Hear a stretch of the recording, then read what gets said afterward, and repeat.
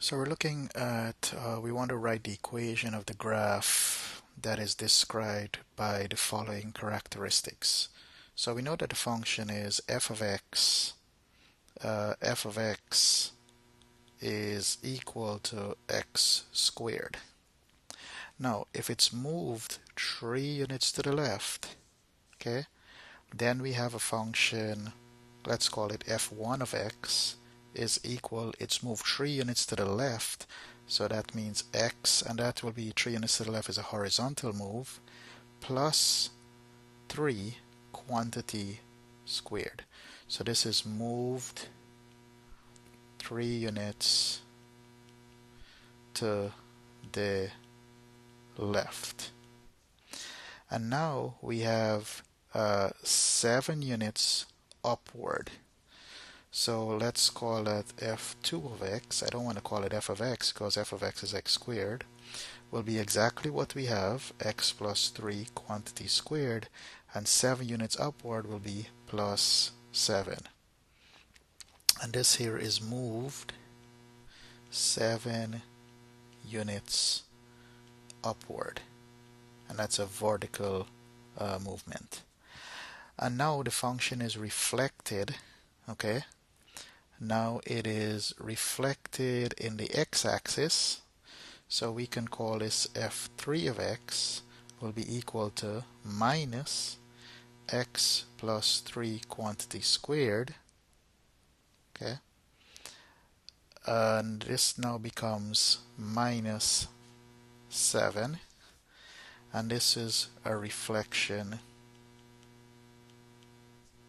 in the x-axis. So our final answer, we can call it g of x, h of x, whatever we want to call it. We can say h of x is equal to minus the quantity of x plus 3 squared minus 7. And if you sketch the graph of that, okay, the first thing we notice, we had x squared, so we can think of this as x squared, and then we move that 3 units to the left, so 1, 2, 3. So our graph looks like this, and this will be x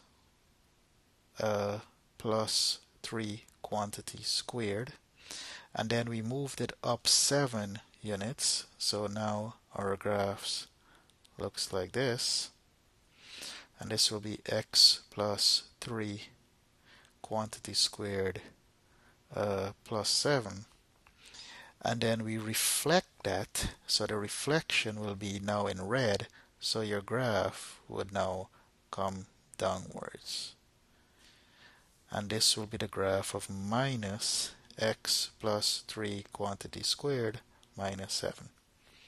Okay.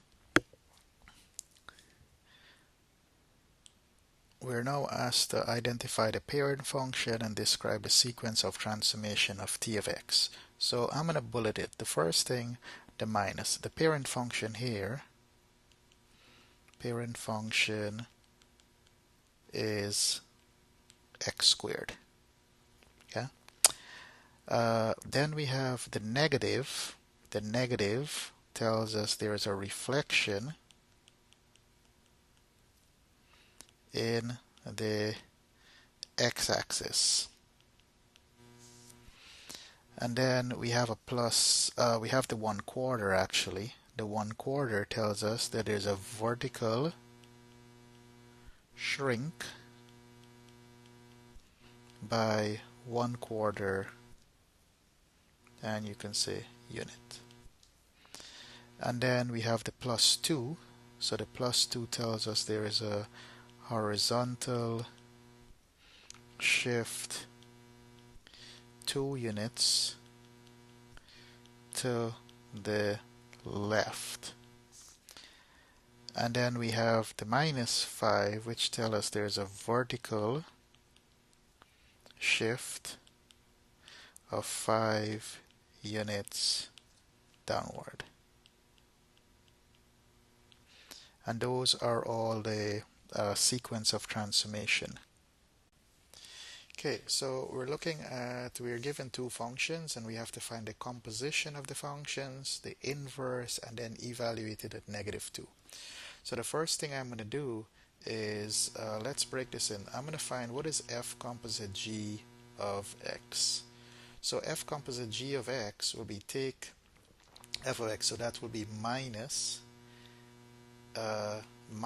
x squared over 8 plus 1. So basically what I've done here, I've taken the function f of x, okay, and wherever I see x, I plug in g of x, okay. So simplifying this, f composite g of x will be equal to minus x squared over 8 plus 1. So this is the first part. Now we'll find the inverse. So what is f composite g inverse x? So we'll start out by writing it as y equal minus x squared over 8 plus 1. Then we interchange x and y, so x is equal to minus y squared over 8 plus 1. And then we solve for y. So we have x minus 1 is equal to minus y squared over 8. And then we multiply both sides by 8, so x minus 1 is equal to minus y squared. So we have y is equal to plus or minus the square root of negative on the outside, and that is, well, the negative will cancel out, so that becomes negative 8x plus 8. Well, remember, x has to be greater than 0, so y is equal to the square root of negative 8x plus 8. And now we can actually figure out what is f composite g inverse of -2.